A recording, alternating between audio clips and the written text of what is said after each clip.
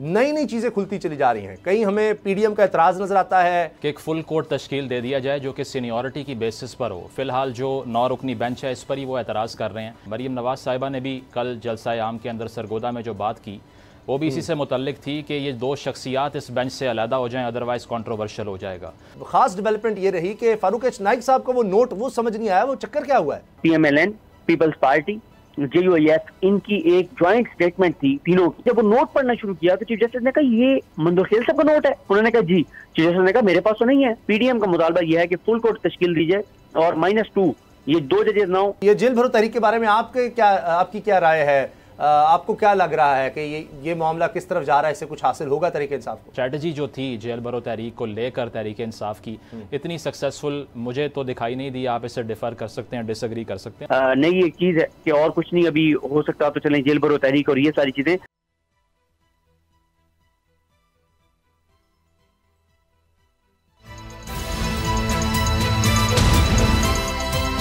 अब पता चला। बिस्मिल्लाहिर्रहमानिर्रहीम, अस्सलाम वालेकुम। मैं हूं मोहम्मद उसामा गाजी और आप देख रहे हैं अब पता चला।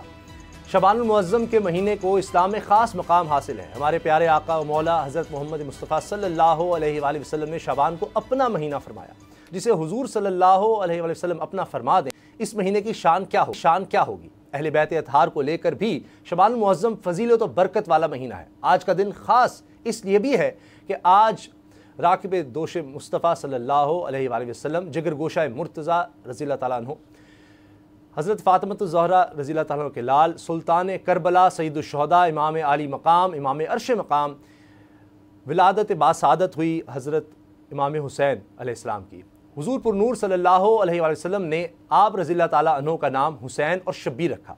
हुसैन का मतलब ऐसा खूबसूरत जिस पर सब फिदा हों, और शब्बीर के मानी मजबूत दिल और बहादुर के हैं। किरदार, जुर्रत, इस्तिकामत की जो मजबूती और बहादुरी आप रज़ियल्लाहु ताला अन्हु ने करबला में अपने नाना का दीन बचाने के लिए दिखाई, इसकी मिसाल मिली है न मिलेगी। आप रज़ियल्लाहु ताला अन्हु की कुनियत अबू अब्दुल्ला और लक़ब सिब्तुर रसूलुल्लाह और रिहानतुर रसूलुल्लाह है। करबला का जब भी जिक्र होता है तो इमाम आली मकाम के साथ 72 जान निसारों में हज़रत अब्दुल्ला इब्न अब्बास का नाम सबसे बुलंद नज़र आता है। हज़रत अब्दुल्ला इब्न अब्बास की विलादत 4 शाबानुल मुअज़्ज़म को मक्का में उस वक्त हुई जब कुरैश का मुकाता चल रहा था और उन्हें शब अबी तालिब में महसूर कर दिया गया था। हज़रत अब्दुल्ला इब्न अब्बास ने इल्म का ख़जाना बराह रास्त आका अलैहिस्सलाम से पाया। नबी करीम सल्लल्लाहु अलैहि वसल्लम ने आप रज़ियल्लाहु ताला अन्हु को सीने से लगाकर इल्म व हिकमत की दुआ की। ये इस दुनिया का नतीजा है कि इल्म फ़ज़ल के एतबार से अब्दुल्ला इब्न अब्बास रज़ियल्लाहु ताला अन्हु अपने दौर के मुमताज़ उलमा में शामिल थे। ज़ात गिरामी ऐसी कि जैसे जिंदा व जावेद चलता फिरता किताब खाना हो। आपको कुरान, तफसीर, हदीस, फ़िक़्ह, अदब, शायरी सब में यद तूला हासिल था।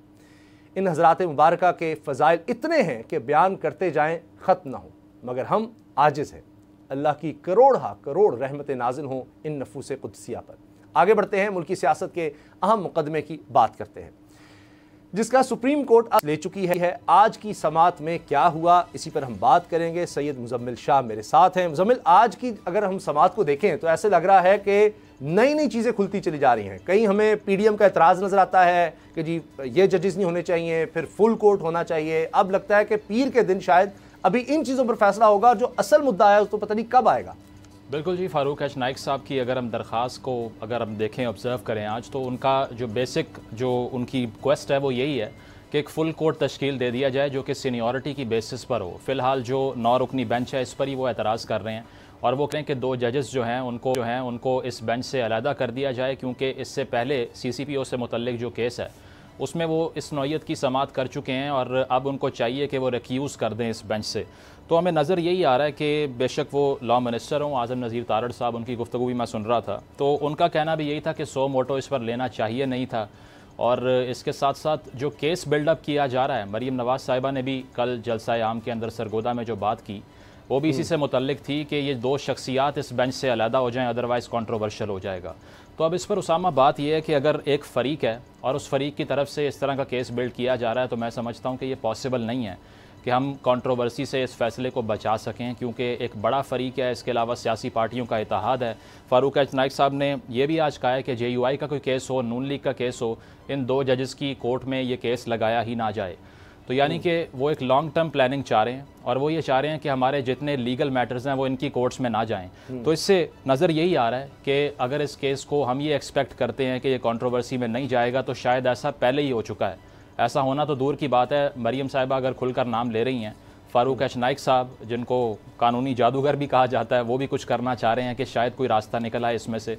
तो अब पीर को मैं समझता हूँ कि सबसे अहम नुकता इस केस के सब्जेक्ट मैटर का नहीं है, वो ये है कि आया ये बेंच परजिस्ट करेगा या नहीं करेगा, आया 9 रुकन इस बेंच का हिस्सा रहेंगे या फिर सीनियरिटी की बेसिस पे फुल कोर्ट की तरफ ये मामला जाएगा। तो इसमें मैं समझता हूँ कि बजाय इसके कि केस पे डिबेट जो है वो फोकस रहती, लेकिन उसके साथ साथ ये मामला अब उससे आगे बढ़ चुका है। जिस तरह से आपने भी कहा कि इसमें नए एंगल्स निकल कर सामने आ रहे हैं, और साथ साथ एक ये सवाल भी उठाया जा रहा है कि जो एब्सोल्यूट अथॉरिटी है चीफ जस्टिस ऑफ पाकिस्तान की बेंच तश्कील देने की, उससे मुतल्लिक भी जो बार काउंसिल्स हैं वो डिबेट करना शुरू हो चुकी हैं कि इस तरह पै दर पे हम देख रहे हैं कि जो बेंचेस हैं उसके ऊपर कोई ना कोई एतराज़ आ जाता है। तो इस सारी सूरत हाल को देखते हुए लगता यही है कि एक तवाना आवाज़ बनाने की कोशिश की जा रही है मुस्लिम लीग नवाज़ की तरफ से। बार काउंसिल्स के ऊपर भी वो काफ़ी उनके कंधे पर रख के बंदूक चलाना चाह रहे हैं, जिस तरह से आज़म नज़ीर साहब ने भी कहा, और साथ साथ ये भी फैक्ट हमारे सामने है कि 6 बार काउंसिल्स जो हैं वो ये बात कर चुकी हैं कि इन्वेस्टिगेशन होनी चाहिए, जो ऑडियो लीक्स का मैटर था इससे पहले जो कि सामने आई थी। तो उसके बाद से इस केस को कंट्रोवर्सी से बचाना मुझे लगता है कि इम्पॉसिबल हो चुका है, और कंट्रोवर्सी में ये पहले ही जा चुका है। अच्छा, लेकिन ये बार्स की तरफ से नहीं, मतलब एक वकील साहब भी गए हैं सुप्रीम जुडिशल काउंसिल में, वो दरख्वास्त जिन्होंने किया, लेकिन बार्स एज सच नहीं गई। ये भी एक इसमें अहम बात है। लेकिन जो अब एक ये लग रहा है कि जी नून लीग एक बयानिया बना रही है कि शायद आगे चल के, अभी से वो देख रहे हैं कि अगर 90 दिन के अंदर इलेक्शन हो जाते हैं तो हम ये कह सकें कि देखिए जी हमारा तो पहले ही एतराज़ था, चाहे ये चीफ जस्टिस का इस्तेहकाक है, लेकिन आइंदा भी जो चीफ देंगे उसके बाद ज़ाहिर है आगे फिर जस्टिस काजी फाइज साहब सुप्रीम कोर्ट के चीफ जस्टिस बनेंगे, और उसके बाद दीगर जजेस हैं। तो फिर ये तो सारे कॉन्ट्रोवर्सी होते जाएंगे जी। हर कोई एतराज़ करेगा कि सुप्रीम कोर्ट का चीफ जस्टिस कैसे कोई बेंच बना सकता है जब उसका इस्तेहकाक है। फिर हर कोई एतराज़ करना शुरू हो जाएगा, ये बहुत बड़ा मसला आ जाएगा। लेकिन ये जो बयानिया नून लीग बना रही है, इसमें आप क्या देखते हैं? क्या ये सक्सेसफुल होगा? जिस तरह मैं देख रहा था, आप लोग कह रहे हैं कि आखिरकार जनाब नून लीग को एक बयानिया मिल गया कि हमारे साथ ये 5 का टोला, जिसको मरीम साहिबा ने कहा है 5 का टोला, अब उसमें से भी साबिक आर्मी चीफ कमर जावेद बाजवा साहब को माइनस कर रहे हैं, ताकि इमरान खान साहब को माइनस कर दिया कि अब वो शायद 5 का फिगर रखना चाह रहे हैं। तो आपको लगता है कि ये इस वजह से जहां जहां मरीम साहिबा जा रही हैं उनके पास कहने को कुछ होगा अब कम से कम, उनको पता है कि अब हमने कैंपेन किस तरह से रन करनी है? बिल्कुल, एक बहुत बड़ा बयानिए का फुकदान था इमरान खान साहब की। अगर हम बात करें तो जैसे ही वोट ऑफ नो कॉन्फिडेंस होता है, उसके बाद से खान साहब ने जिस तरह पहले इम्पोर्टेड हुकूमत का एक लकब दे दिया सारी इत्तेहादी हुकूमत को, साथ साथ अमरीकी साजिश की बात की, वो और बात है कि उससे आगे बढ़ गए। उन्होंने कहा कि लेट्स मूव फॉरवर्ड। और दूसरी जानिब अगर देखा जाए, शहबाज शरीफ साहब हुकूमत में हैं, लेकिन मरीम नवाज़ साहिबा कह रही हैं हमारी हुकूमत है ही नहीं। वो ये कह रही हैं नवाज़ शरीफ साहब वापस आएंगे उस दिन से हमारी हुकूमत का आगाज़ होगा। तो इस सारी सूरत हाल में एक बहुत बड़ा नैरेटिव का वैक्यूम था, जिसको फिल करने के लिए ये एक अटैम्प्ट की गई है, जो कल हमने देखी कि 5 लोगों की तस्वीर दिखा दी। अब ये भी मैं समझता हूँ कि इमरान खान साहब की स्ट्रैटेजी थी और रही है पिछले 8-10 साल से कि वो जलसा आम में तस्वीर भी दिखाते हैं, मल्टीमीडिया का इस्तेमाल भी करते हैं, मॉडर्न पॉलिटिक्स जो इमरान खान साहब की है उसको प्रैक्टिस करते हैं। तो मरीम नवाज़ साहिबा ने शायद इस बात का इदराक किया कि अगर ये इतना कारगर साबित हो रहा है तो हम भी क्यों ना आजमा लें इसको। और आपने सही निशानदेही की बाजवा साहब की कि कहते ही यही आए हैं, नवाज़ शरीफ साहब का जो वोट को इज़्ज़त दो का बयानिया था वो बेस ही इस बात पर कर रहा था कि बाजवा साहब से सवाल किया जाए कि आया क्यों हमारी हुकूमत को आपने निकाला। और अब अचानक से हमने देखा कि उन 5 तस्वीर में से 2 हाजिर सर्विस जज साहिबान है, लेकिन बाजवा साहब की तस्वीर उसमें से मिसिंग है। तो इसमें सवाल यही उठ रहा है कि फिर आपने ये जो सारा वोट को इज़्ज़त दो का बयानिया तश्कील दिया था, आया वो अपने इख्तिताम को ऐसे पहुँचाए कि जो बुनियादी किरदार था उसको ही माइनस कर दिया आपने। तो अब ये कारगर कितना साबित होता है ये आगे देखना पड़ेगा। नुकसान ये हुआ है कि वोट ऑफ नो कॉन्फिडेंस से जो वोट को इज़्ज़त दो का बयानिया था वो दम तोड़ गया, क्योंकि आपने दोबारा से स्टेक ले लिया सिस्टम के अंदर। बिल्कुल ठीक। अब ये तो अब हम देख रहे हैं कि सुप्रीम कोर्ट है, चीफ जस्टिस देखते हैं, इस पर फुल कोर्ट बनाते हैं और 90 दिन के अंदर इलेक्शंस का फैसला आता है नहीं। 2 पॉसिबिलिटीज़ हैं। एक तो ये कि 90 दिन के अंदर इलेक्शंस का आ जाता है, उसके बाद आप क्या देख रहे हैं, क्या होगा, क्या उसके बावजूद हो सकेगा? जिस तरह आज की मैं मिसाल देता हूँ, गुलाम महमूद डोगर साहब जी, फैसला आ गया सुप्रीम कोर्ट का, चाहे उन जजेस पे आपको इतराज था, आ गया, आपको मानना पड़ेगा। वो अभी तक उनको चार्ज नहीं दिया जा रहा CCPO लाहौर का। तो एग्जीक्यूटिव के पास बड़ा कुछ होता है। हमने माजी में देखा साबिक वज़ीर आज़म यूसुफ रज़ा गिलानी साहब, वो नहीं लिखा उन्होंने लेटर, और उस वक्त तो चले और बात थी, नवाज शरीफ साहब जाया करते थे। तो ये अगर सुप्रीम कोर्ट कह भी देती है, आपको लगता है उसके बाद भी मसाइल आएंगे? दूसरी पॉसिबिलिटी है कि आगे मामला चला जाए या दोबारा कहें जी असम्बली बहाल हो गई, वो उस पर बाद में आते हैं। लेकिन अगर 90 दिन के अंदर कहा जाता है जी इलेक्शंस होंगे या 1-2 दिन ऊपर, तो फिर आप क्या देख रहे हैं? इलेक्शन कमीशन, हुकूमत, दीगर लोग जो इलेक्शन कमीशन शिकायतें कर रहा है जी हमें तो कोई सपोर्ट ही नहीं कर रहा, फंड्स भी नहीं है, वो सब हो सकेगा या फिर डिले होगा? देखिए, आपने सही निशानदेही की है कि सिर्फ इस फैसले के अलावा भी इतने रोड ब्लॉक्स हैं कि अगर हम उनको काउंट करने लगें तो एक लंबी फहरिस्त बन जाती है। जिस तरह से आज़म नज़ीर साहब ने कल बात की, उन्होंने कहा कि नई हल्का बंदियाँ बहुत ज़रूरी हैं, मरदमशुमारी बहुत ज़रूरी है। अब ये पॉइंट बहुत कॉम्प्रहेंसिव है अगर इस पर नज़र डालें, क्योंकि उनका ये कहना कि नई हल्का बंदियों के अलावा इंतखाबात में जाना जो है वो सही एक्ट नहीं होगा। तो अब ये कोई प्रोसेस ऐसा नहीं है जो 1-8 महीने में मुकम्मल हो जाए। अगर मरदमशुमारी करवानी है, डिलिमिटेशन की आपने बात करनी है, तो उस पर एक लंबा प्रोसेस फॉलो करना पड़ेगा। इसके अलावा जिस तरह से हमने अताउल्लाह तारड़ साहब को भी देखा है ये कहते हुए कि 70 अरब रुपया कहाँ से आएगा अचानक से, इकोनॉमिक कोलैप्स कर रहा है। इसके अलावा हमने देखा है अमन अमान की सूरत हाल खासी ख़राब है। तो इसमें से कोई भी बहाना जो है वो तलाश किया जा सकता है, उसको टेकअप किया जा सकता है और दोबारा से वही गेम खेली जा सकती है जो गवर्नर साहब और इलेक्शन कमीशन खेल रहे हैं। तो उसमें यही है कि अगर हुकूमत फ़ंड जारी नहीं करती या इलेक्शन कमीशन ये गिला करती है कि हमारे पास रिसोर्सेज ही नहीं हैं इलेक्शन की एक्सरसाइज को कंडक्ट करने के लिए, तो उसके बाद मैं समझता हूँ दोबारा से ये मैटर जो है वो कोर्ट्स में जाएगा। फ़िलहाल तो जो मैटर गया कोर्ट्स के अंदर उसको ही कंट्रोवर्शियल कर दिया गया है कि सो मोटो का इख्तियार है या फिर नहीं है। और साथ साथ ये भी कि जिस तरह से सो मोटो के ऊपर बेंच के अंदर भी डिबेट हुई है, ये कहना भी गलत होगा कि सिर्फ ये बात बाहर से हो रही है। जस्टिस जमाल खान मंदोखेल साहब की अगर हम बात करें तो उन्होंने इस बात को भी क्वेश्चन किया है कि आया यहाँ सो मोटो लेना बनता था या नहीं बनता था, इस पर भी डिबेट की जाएगी। और जिस तरह से हमने कल बात की कि मौजूद जज साहिबान ने यह भी बात की कि आया असम्बली को तहलील करना भी ठीक था या नहीं था, तो ये भी एक पॉसिबिलिटी ऑन द कार्ड्स है कि दोबारा से असम्बलीज रिज्यूम हो जाएं। ये भी हो सकता है, जो कि एक बड़ी, मैं समझता हूं कि एक ग्राउंड ब्रेकिंग जो है वो डेवलपमेंट होगी, क्योंकि इस सारे केस में अगर रिवर्स हो जाएगा, स्क्वायर वन पे सूरत हाल आ जाएगी दोबारा से, तो फिर आपको कैबिनेट दोबारा चूज करनी पड़ेगी और सूरत हाल वहीं पर वापस खड़ी हो जाएगी। तो मैं समझता हूँ कि एक रोड ब्लॉक नहीं है, काफ़ी है। लेकिन अगर उसमें जाए वो बिल्कुल एक डिफरेंट सिनारी होगा, उस पर तो पूरा प्रोग्राम फिर हमारा गुजर जाएगा कि अगर दोबारा से बहाल हो गई, जिस आपने सही कहा कि फिर नई काबीना होगी, फिर क्या अक्टूबर में जाकर फिर दोबारा होगा, या हम यही सूरत हाल अक्टूबर में देख रहे होंगे कि अभी नहीं हो सकते, यही तो रिपीट हो सकता है ना। फिर गवर्नर तारीख ना दे, वो कहे जी मईशत बड़ी बुरे हाल में है, मैंने साइन नहीं किए, अगरचे वक्त पूरा हो गया था, नहीं ये इस वजह से नहीं, या जो स्केलेटन का सेटअप है वही कंटिन्यू करें, वो एक अलग ही कहानी आ जाएगी और पता नहीं कहाँ फिर क्राइसिस जाकर खत्म होगा। अब हम बात करते हैं जो हमारा हमेशा से एक उसूल रहा है कि पाकिस्तान के आइन के साथ बोलने खड़े होना है, पाकिस्तान की अदलिया की आज़ादी के लिए, इंसानी हुकूक के लिए हमने खड़े होना है। तो अदलिया की आज़ादी की इज्जत के लिए बोल हमारा ये सेगमेंट है, उसमें हम बात करेंगे अदलिया की आज़ादी के हवाले से, क्योंकि इसकी पादाश में जब भी हम बात करते हैं कहीं ना कहीं बोल न्यूज़ को फिर वही काम शुरू हो जाता है, बंद कर दें, इस तरह से काम हो जाए। ये अब जो हम देख रहे हैं, अब हमने ख्वाजा आसिफ को भी देखा, उन्होंने कहा जी हमारी हुदूद में आएंगे तो फिर हम भी आपकी हुदूद में जाएंगे।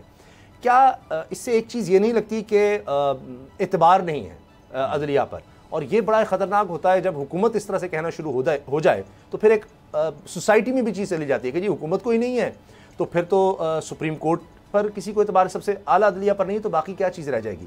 और ये भी कि क्या यकीन दहानी हो रही, क्योंकि मैंने भी कई केसेस कवर किए, ख़ासतौर पर नून लीग के, जब इनको एक कॉन्फिडेंस होता था, मैं खुद देखता था इनके सब लोग पेश हो रहे होते थे, और ख़ासतौर पर उन दिनों में जब इनको होता था कि जी आज हमारे हक़ में फ़ैसला आ रहा है, वो कॉन्फिडेंस नहीं है, या इनको पता लग गया कि ये जजेस तो हमारे साथ उस तरह से नहीं बात बन रही है, साथ नहीं चल रहे, बाहर में भी बहुत सी चीज़ें पता होती होंगी, तो उस वजह से आपको लग रहा है ये सारा कुछ बनाया जा रहा है कि आगे इनमें से सुप्रीम कोर्ट के जजेस भी बनने हैं जिन पर वो इतराज़ कर रहे हैं, सुप्रीम कोर्ट के चीफ भी बनना है, जजेस तो हैं, चीफ जस्टिस भी इनमें से होंगे जिन पर वो इतराज़ कर रहे हैं, तो सोच समझ के सारा टारगेट किया। देखिए, मैं तो समझता हूँ इमरान खान साहब ने इस स्ट्रेटजी को बड़ा जो है वो इफेक्टिवली इस्तेमाल किया है। जिस तरह से वोट ऑफ नो कॉन्फिडेंस हुआ और उस रात को अदालत खुली तो उसका बयानिया हमने देखा कैसे बनाया खान साहब ने। ट्विटर के ऊपर आप ले लीजिए या अपने जलसा जुलूसों में ले लीजिए, खान साहब ने हर मौके के ऊपर ये बात रिपीट की कि आधी रात को अदालतें क्यों खोली आपने। तो मैं समझता हूँ कि मरीम साहिबा ने उन्हीं की टैक्टिक्स को पिक किया उनके खिलाफ इस्तेमाल करने के लिए, और उन्होंने अब ये बयानिया तश्कील देना शुरू किया कि पहले खान साहब सेलेक्टेड थे लेकिन अब इनकी सिलेक्शन कहीं और से हो रही है। तो मैं ये समझता हूँ कि बयानिए का फुकदान जो था उसको इस तरह से फिल करने की कोशिश की जा रही है। दूसरी बात, आज कोर्ट के अंदर भी इस मैटर को टेकअप किया गया है। शेख रशीद साहब के जो वकील हैं उन्होंने अदालत के अंदर ये बात की कि क्या कोई सियासी लीडर इस तरह से उठ के हाजिर सर्विस जज साहिबान के ख़िलाफ़ जलसा आम में बात कर सकता है या डिसरिस्पेक्ट कर सकता है, तो उस पर कोर्ट ने कहा है कि आगे चलकर इस मसले जो सारा मसला है इसको टेकअप किया जाएगा। तो उम्मीद यही करनी चाहिए कि अगर ऐसा एक्ट हो रहा है, बेशक अगर कोई इंसान रिटायर हो जाए, चाहे वो किसी और इंस्टीट्यूशन में है या फिर वो अदलिया का हिस्सा है, साकिब निसार साहब पे कितनी तनकीद होती है हम सबके सामने है, इफ्तिखार चौधरी साहब पर कितनी तनकीद होती है सबके सामने है, भुट्टो साहब के खिलाफ जो जुडिशल बेंच बना जिसने फैसला दिया जिसको जुडिशल हैंगिंग कहा जाता है उनकी, उस पर कितनी तनकीद होती है, इसके अलावा डॉक्ट्रिन ऑफ नेसेसिटी पे कितनी तनकीद होती है, ये सबके सामने है। लेकिन मसला ये है कि जो सर्विंग जजेस हैं जो अपने ऑफिस में अभी बैठे हुए हैं, अगर उनको इन्फ्लुएंस करने की ऐसे कोशिश की जाएगी तो फिर वो लिबर्टी नहीं रहती जिस पर फैसले आज़ाद तरीके से सामने आ सकें। ये अनप्रेसिडेंटेड है, तस्वीरें लगाकर तसलसल के साथ टारगेट करना। इमरान खान साहब ने यानी चीफ जस्टिस को नहीं कहा या अदालत के जजेस का नहीं कहा था, उन्होंने कहा था जी रात को अदालत खुली, मुझे ये शिकवा रहेगा, हमेशा मेरे दिल में बात रह जाएगी, वो वैन्स आ गई, ये सब कुछ हो गया। लेकिन वही अदालत है आज जिसके फैसले की वजह से नून लीग की या पीडीएम की हुकूमत बनी।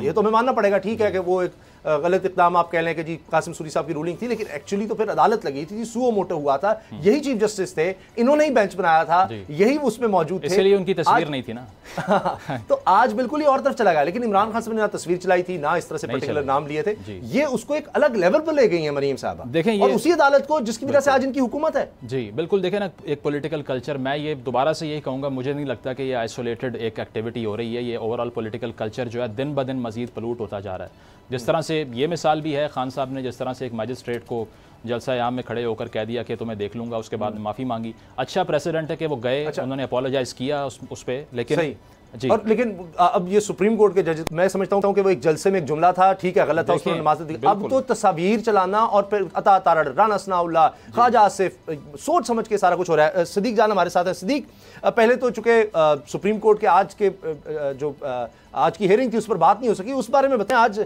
बड़ी खास डेवलपमेंट ये रही कि फारूक एच नाइक साहब का वो नोट वो समझ नहीं आया, वो चक्कर क्या हुआ है? देखिए आज क्योंकि अभी आपके पास ब्रेक से पहले टाइम कम है तो सिर्फ एक पॉइंट के ऊपर बात कर लेते हैं, बाकी ब्रेक के बाद बात करेंगे।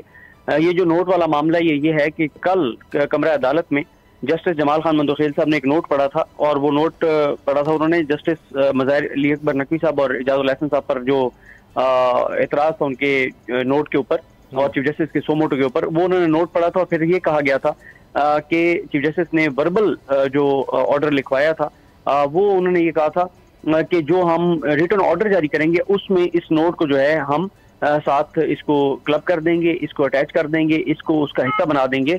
तो हुआ ये कि वो ऑर्डर तो कल नहीं आ सका, कल रिटर्न ऑर्डर नहीं आ सका, और आज भी जिस वक्त मैं आपसे बात कर रहा हूँ अभी तक आज की समाअत का भी रिटर्न ऑर्डर जो है वो नहीं आ सका। लेकिन हुआ ये कि आज जब फारूक नाइक साहब ने मुख्तलिफ पॉइंट्स उठाए और स्टेटमेंट पढ़ी पीडीएम की, PMLN, पीपल्स पार्टी, JUIF, इनकी एक ज्वाइंट स्टेटमेंट थी तीनों की, और उन्होंने कहा कि जी ये मेरी स्टेटमेंट नहीं है, ये उन पॉलिटिकल पार्टीज की स्टेटमेंट है जिनकी मैं नुमाइंदगी कर रहा हूँ। यानी वो पैगाम चीफ जस्टिस के लिए जो था और बेंच के लिए था वो आसिफ अली जरदारी साहब, शहबाज शरीफ साहब और मौलाना फजल रहमान का था।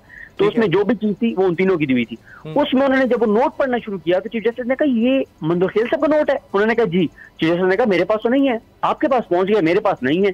तो उस पर फिर फारूक नाइक साहब ने मामला जरा संभालने की कोशिश की और उन्होंने साथ ही कह दिया नहीं वो सर कल जब ये बात कर रहे थे तो हमारे अच्छा जो मुझे ब्रेक का चुके कहा जा रहा है सिद्दीक जान, ये बड़ा अहम पॉइंट है कि फिर ये बात कर रहे थे तब नोट लीजिए, ये ऐसा मुमकिन है क्योंकि आप इतने सालों से कवर कर रहे हैं, इस पर हम बात करते हैं ब्रेक के बाद। अब पता चला।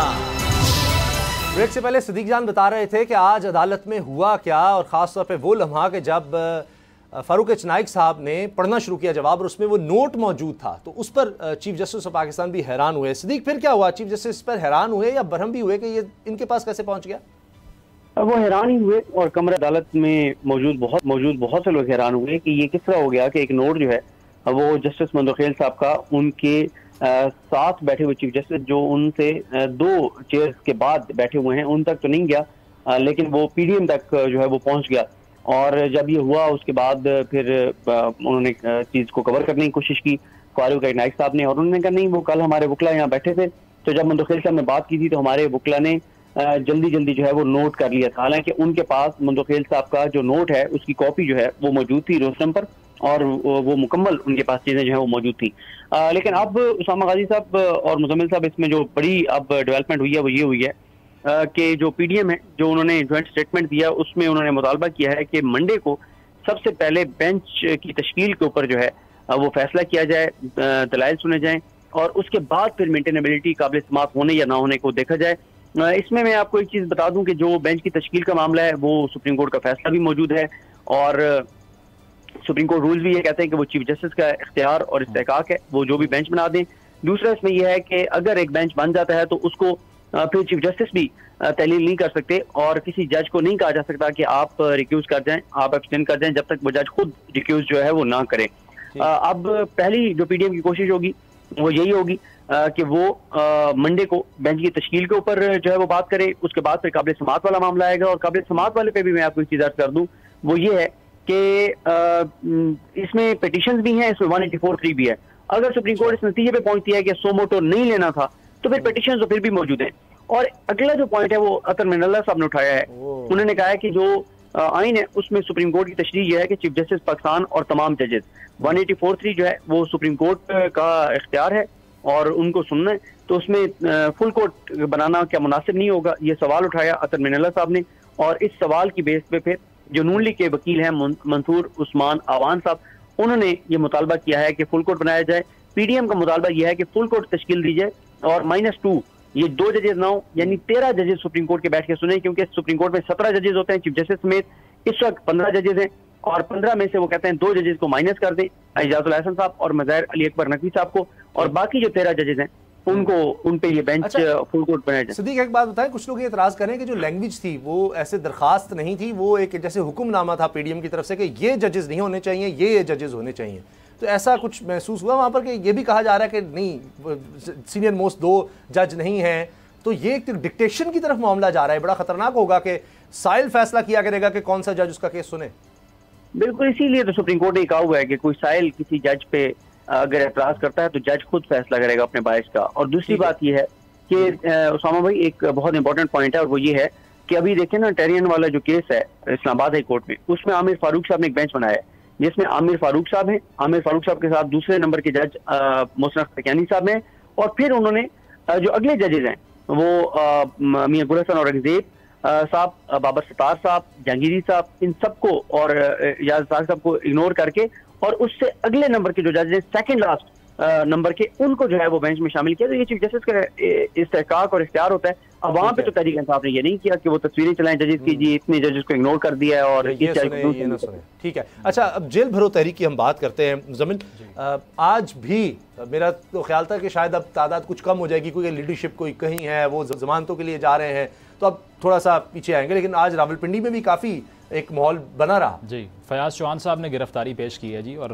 साथ साथ देखें ना, ओवरऑल अगर सूरत हाल को देखें तो मैं समझता हूँ कि स्ट्रेटजी जो थी जेल भरो तहरीक को लेकर तहरीक इंसाफ की, इतनी सक्सेसफुल मुझे तो दिखाई नहीं दी। आप इसे डिफ़र कर सकते हैं, डिसएग्री कर सकते हैं। उसकी वजह यह है कि एक तो उतनी ऑर्गेनाइज नहीं थी और बहुत से लोग जो थे वो इस पे ऑन बोर्ड नहीं थे। बहुत सी वीडियोस मैंने भी देखी, इसमें कारकुनान कह रहे हैं कि जिस नंबर में हमने कमिट किया था उसमें वो लोग पहुंच नहीं सके, उतनी गिरफ्तारियां नहीं हुई। खैबर पख्तूनख्वा के अंदर आप देख लीजिए ऑलमोस्ट 0 के करीब नंबर है, क्योंकि पुलिस ने भी वहाँ पर जो है वो रेजिस्ट नहीं किया और इस तरह से नहीं किया कि जाकर मैक्सिमम नंबर को इंश्योर करें कि गिरफ्तारी हो जाए।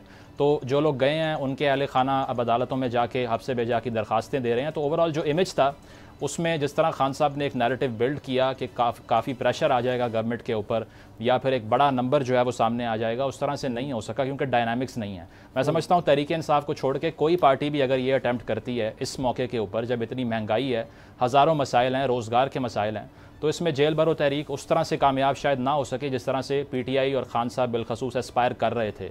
तो ओवरऑल देखा जाए तो मैं तो समझता हूँ कि एक फ्लॉप शो है, इसमें खासी सक्सेस जो है वो खान साहब को नहीं मिल सकी। हाँ, अगर टॉप टियर लीडरशिप आगाज़ करती इसका या इमरान खान साहब खुद जो है वॉलंटियर करते और बेल ना लेते अपनी, तो शायद सूरत हाल अक्सर मुख्तलिफ होती।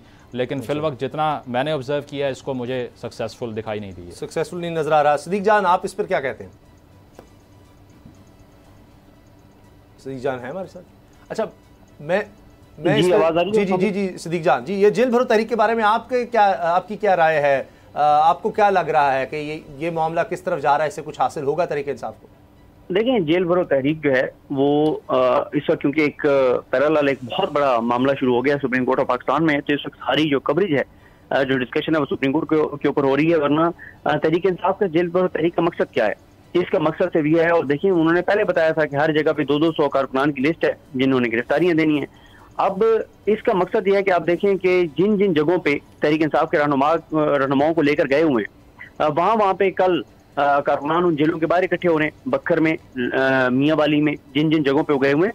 तो ये एक एक्टिविटी है, इसमें कोई ये नहीं है कि आप कहें कि कोई पता नहीं कोई बहुत बड़ी चीज हो जाएगी। असल में तो एक मुतहरिक रखने के लिए एक नई एक चीज है कि और कुछ नहीं अभी हो सकता, तो चलें जेल भरो तहरीक और ये सारी चीजें।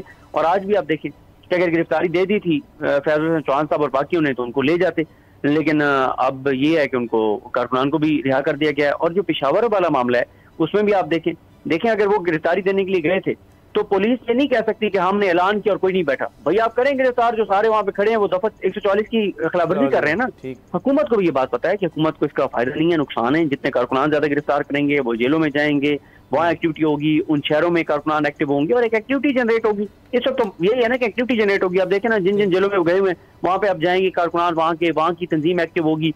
एक एक्टिविटी है जो कि जारी है और वो जारी रहेगी।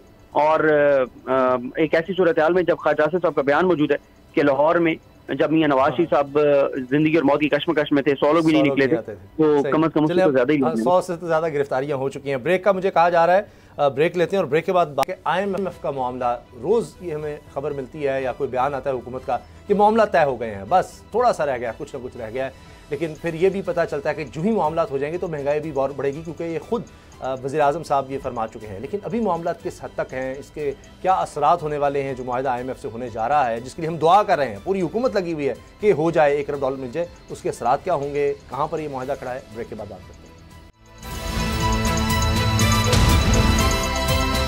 अब पता चला। जब से इसहाक डार साहब की वापसी हुई, रोज़ाना यही खबरें सुनने को मिलती थी, ना सिर्फ कि डॉलर नीचे जाएगा, मईशत बड़ी बेहतर हो जाएगी, लेकिन हर गुजरता दिन मुश्किल से मुश्किल तर होता चला गया आवाम के लिए। और अब जब ये खबरें आती हैं कि जी IMF से तकरीबन प्रोग्राम मुकम्मल हो गया है, बस मुआहिदा होने लगा है, तो फिर पता लगता है नहीं कुछ शराइत अभी बाकी हैं। IMF ने यह भी कह दिया है, IMF ने कहा जी टैक्स और बढ़ाएं, IMF ने कहा है कि जनाब शरह सूद और बढ़ाएं। तो मुजम्मिल, लगता है कि अभी इसके इम्तिहान और भी हैं। बिल्कुल उसामा, और दिन ब दिन इन्फ्लेशन भी बढ़ती जा रही है, गुर्बत की लकीर से लोग नीचे जाते जा रहे हैं। और अभी रिसेंटली जब सवाल किया गया IMF की MD क्रिस्टलिना साहिबा से, जर्मन मीडिया को उन्होंने इंटरव्यू दिया है कि जो $1.1 अरब की किस्त है ये क्यों नहीं पाकिस्तान को मिल रही, तो जो जवाब उनकी जानिब से दिया गया वो नाजरीन को दिखाते हैं, फिर डिस्कस करते हैं इसको। What we are asking for are steps that Pakistan needs to take to be able to function as a country. I want to stress that we are emphasizing two things. Number one, tax revenues. Those who can, those that are making good money, they need to contribute to the economy. And secondly, to have a fairer distribution of the pressures by moving subsidies only towards the people who really need it. It shouldn't be that the wealthy benefit from subsidies. It should be the poor to benefit from them. And there the fund is very clear. We want the poor people of Pakistan to be. अच्छा, तो बिल्कुल जो उसामा ये गुफ्तगू हमने सुनाई है नाजरीन को, इसमें सबसे क्रूशल और अहम बात उनकी जानिब से जो की जा रही है वो ये कि जो सब्सिडीज़ हैं वो फिल वक्त पाकिस्तान का निज़ाम मुआशी इस तरह का बना हुआ है कि वो सिर्फ एलीट के लिए है, अपर क्लासेस के लिए है। तो जब तक पाकिस्तान की हुकूमत ऐसे इकदाम नहीं करती कि ये सब्सिडीज़ को दोबारा से ये टर्न ओवर करे गरीब तबकों के लिए, तब तक इस पर बात करना मुमकिन नहीं है। और एक और फैक्ट आपसे शेयर कर दूँ उसामा यहाँ पे कि तकरीबन एलीट प्रिविलेजेस में पाकिस्तान जो है वो $18 अरब, $18 बिलियन स्पेंड करता है एक साल में, जिसमें बहुत सी मराहत भी होती हैं, गाड़ियाँ होती हैं, बड़े बड़े कॉन्वॉयज़ दिए जाते हैं और फैमिलीज़ को इस तरह के पर्क्स दी जाती हैं जो कि सरकारी अफसरान भी होते हैं या फिर जो एलीट क्लास से ताल्लुक़ रखते हैं। तो मैं समझता हूँ कि इससे बड़ी रेवलेशन कोई है ही नहीं कि IMF जो कि बाहर बैठा हुआ है वो डूम और आपको इसलिए कह रहा है कि गरीब तबके के लिए कुछ कर लें अपने और एलीट को छोड़ दीजिए। लेकिन हमारे यहाँ पर शहबाज शरीफ साहब कह रहे हैं कि महंगाई बढ़ने वाली है, इसहाक डार साहब भी कुछ परफॉर्म करके फिल वक्त नहीं दिखा रहे। सिद्दीक, ये जो कहा जा रहा है कि अब शायद काबीना की तादाद भी आधी कर दी जाएगी, शहबाज शरीफ साहब ने कहा कि हम 200 अरब रुपया बचाएंगे, कोई तनख्वाह नहीं, कोई मराहत नहीं, वो गाड़ियाँ भी बड़ी बड़ी हम लग्जरी बेच रहे हैं, अब इससे कोई फ़र्क पड़ने वाला है? और ये 10 महीने बाद क्यों ख्याल आया? देखें, जो किफायत शहरी कमेटी है जो इन्होंने एक बनाई थी उसने जो रिकमेंडेशन दी थी उसमें से तो किसी जो मैटर करने वाली रिकमेंडेशन है उसके ऊपर अभी तक अमल नहीं हुआ। अगर ये काबीना का साइज कम कर देते हैं तो ये एक अच्छी चीज होगी, बिल्कुल करना चाहिए। और जो जो चीजें उसमें कही गई हैं उनमें से अभी तक किसी चीज पे अमल दरामद नहीं हुआ जो मैटर करने वाली चीज है।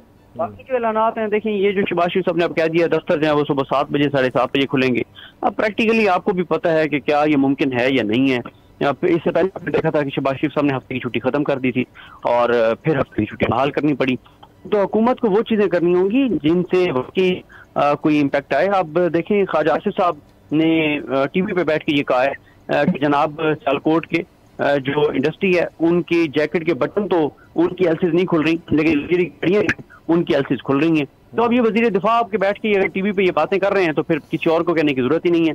मिस्टर इस्माइल साहब टीवी पे बैठ के कह रहे हैं कि सरकार साहब ने ये जो डॉलर को फिक्स रखा इससे कम अज कम पाकिस्तान को जो है वो 9 से 10 अरब डॉलर का नुकसान हुआ है। डॉक्टर फरूख सलीम कहते हैं कि इससे तकरीबन 15 अरब डॉलर का नुकसान हुआ है। और इस वक्त सूरत हाल आप देख लें कि हमारे रिजर्व कितने हैं, हमारे इस वक्त एक्सपोर्ट्स कितनी हैं, इस वक्त हमारी सूरत हाल क्या है। तो इस वक्त तो इस हुकूमत का कोई मुआशी तौर पे कोई प्लान नजर नहीं आता। और आप देख लें, अब पीपल्स पार्टी ने कहना शुरू कर दिया है कि हम तो सिर्फ अपनी मिनिस्ट्री के जिम्मेदार हैं, बाकी जो चीजें हैं उस पर नून लीग जवाब दिया है। फिर कल मरियम नवाज साहिबा और राना सनाउल्लाह साहब ने वाज़ेह तौर पर कह दिया है कि पाकिस्तान के तमाम मसाइल और अवाम की मुश्किलात उस वक्त खत्म होंगी जब मियां नवाज शरीफ वापस आएंगे। और मरियम साहबा कहती हैं मेरी हुकूमत ही नहीं है। तो ये चीजें आपके सामने, जिस हुकूमत को मरियम नवाज साहबा ऑन ना करें और वो कहें कि जी ये लूली लंगड़ी हुकूमत है और जब तक नवाज शरीफ नहीं आते चीजें ठीक नहीं होगी, तो ये बात है इसका। ये तो वैसे बात आपकी ठीक है सदीक जान, लेकिन पता नहीं अब ये अपने सपोर्टर्स को, वोटर्स को खुश करने के लिए कह देते हैं, लेकिन मज़ाक़ खेज़ बात है, बड़ी फजूल सी बात लगती है। इसहाक डार साहब के बारे में हमने यही सुना था और उसके बाद देखिए कितना बेड़ा गर्क हुआ। अब उनके अपने लोग इस बारे में क्या कह रहे हैं। और अगर नवाज शरीफ साहब भी वापस आकर ठीक कर सकते हैं तो आ जाए फिर। अब ये 22 करोड़ आवाम या भूख से मर जाएगी तो फिर नवाज शरीफ साहब आएंगे, उनके पास कोई जादू की छड़ी है जिससे उन्होंने ठीक कर देना है। जो बात आपने मुजम्मिल हमने दिखाई भी है, आपने भी की, उसमें दो बातें मुझे बड़ी लगती है कि बड़ी नोट करने वाली हैं। ये तो बात चले उन्होंने कही IMF की जो MD है उन्होंने कि जी एक पाकिस्तान को एक मुल्क की तरह फंक्शन करना चाहिए, हमारा ये काम है। बिल्कुल सही है, जाहिर है कि सबके लिए जो दुनिया में म्यार होगा। अभी हमारे दोस्त ममालिक ने हमें कह दिया जी हम अगर टैक्स लगा रहे हैं अपने लोगों पर तो आपको ये नहीं हो सकता कि सऊदी अरब ने वाज़ेह तौर पर कहा कि अब उस तरह से नहीं होगा कि जनाब आपको हम पैसे देते रहें। तो बड़ी शर्मिंदगी की बात थी। लेकिन जब उन्होंने कहा कि जी गरीब आदमी जो है उसका बर्डन कम करके या अमीरों को ऊपर होना चाहिए, वो हमें कहीं नजर नहीं आता। अगर आपने GST को 18% कर देना था, अब वो तो जो भी मेरे पास ये ग्लास पड़ा हुआ है, मेरे पास ये पेन पड़ा हुआ है, मेरे पास ये कागज पड़ा हुआ है, अगर खाने पीने की चीज है कोई भी तो उस पर भी गरीब आदमी भी देना है, एक अमीर आदमी ने भी उसको देना है। तो उससे क्या हासिल हो गया? आप बिजली अगर महंगी कर रहे हैं तो कोई नीचे अगर आप नहीं दे रहे कम इस्तेमाल करने वाले को, तो आप गरीब को कोई फायदा नहीं दे रहे। अगर बेनजीर इनकम सपोर्ट प्रोग्राम ही है तो वो तो सिर्फ 90 लाख लोगों तक जा रहा है। चले 1 करोड़ कर लें आप फिलहाल के, जब हम उसको बढ़ा रहे हैं तो अभी जो हमने खबर भी ये की कि 9 करोड़ पहले थे गरीब खतरा गुर्बत से नीचे, अब वो 11 करोड़ हो गए हैं। 2 करोड़ तो इनके आने के बाद बढ़ गई है तादाद। तो उससे क्या बनेगा? तो IMF जिस तरह से वो कह रहा है कि जी हम तो ये कर रहे हैं वो करें, या तो वो उस तरह से कान नहीं पकड़ रहे कि जी सादगी अपनाओ, तो उसमें थोड़ी सी आ गई है कि जी हम कम करें, लेकिन गरीब के लिए मुझे तो नहीं नजर आ रहा कि उस तरह से कुछ हो। खाली बेनजीर इनकम सपोर्ट प्रोग्राम के 4, 5, 10 हज़ार रुपया, उससे तो कुछ नहीं बनेगा। उसामा देखें, इन्फोर्स तो IMF का मसला ये है कि वो इन्फोर्स नहीं करेगा, वो रेकमेंड करेगा, लेकिन जो डिले आ रहा है वही पाकिस्तान को नुकसान पहुंचा रहा है। क्योंकि ये 1.1 अरब डॉलर आने में जितना डिले आएगा उतनी इकॉनमी आपकी सफ़र करेगी, क्योंकि आपके पास फाइनेंसिंग नहीं है। जिस तरह से कहा जा रहा है कि ख्वाजा आसिफ साहब ने भी ये बात कन्फेस कर ली टीवी के ऊपर आकर के डिफ़ॉल्ट होना नहीं हो चुका है। और इससे पहले भी हमने देखा है कि मतलब ये कन्फेशन आ चुकी है, इसलिए मरियम साहिबा को ये कहना पड़ रहा है कि ये हमारी हुकूमत है ही नहीं, ताकि हमारे ऊपर ये मलबा ना गिर सके। तो शायद अब वो आएंगे तो मुझे याद है जो इनके सागडर साहब आएंगे तो बड़े ममालिक डॉलर्स देंगे और फिरते भी रहे, लेकिन हुआ कुछ नहीं। बहरहाल अल्लाह करे कि जी IMF के प्रोग्राम के साथ हम जल्दी से आगे बढ़ें और मुल्क की मईशत जो है किसी बेहतरी की तरफ जाए। प्रोग्राम देखने का शुक्रिया, इजाज़त दीजिए, अल्लाह हाफ़िज़।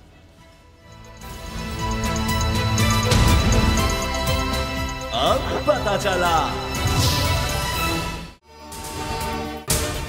अगर आपको ये वीडियो पसंद आई तो सब्सक्राइब करें और बेल पर क्लिक करें। इम्पोर्टेड हुकूमत और उनके हवारियों की अदलिया के खिलाफ हर्जा सराई, मरियम नवाज की अदलिया और फाजिल जज साहिबान पर शदीद तनकीद। इस घिनौनी साजिश को बेनकाब करने पर बोल को एक दफा फिर नशरियात की बंदिश का सामना करना पड़ रहा है। बोल अदलिया की इज्जत के लिए खड़ा है और खड़ा रहेगा।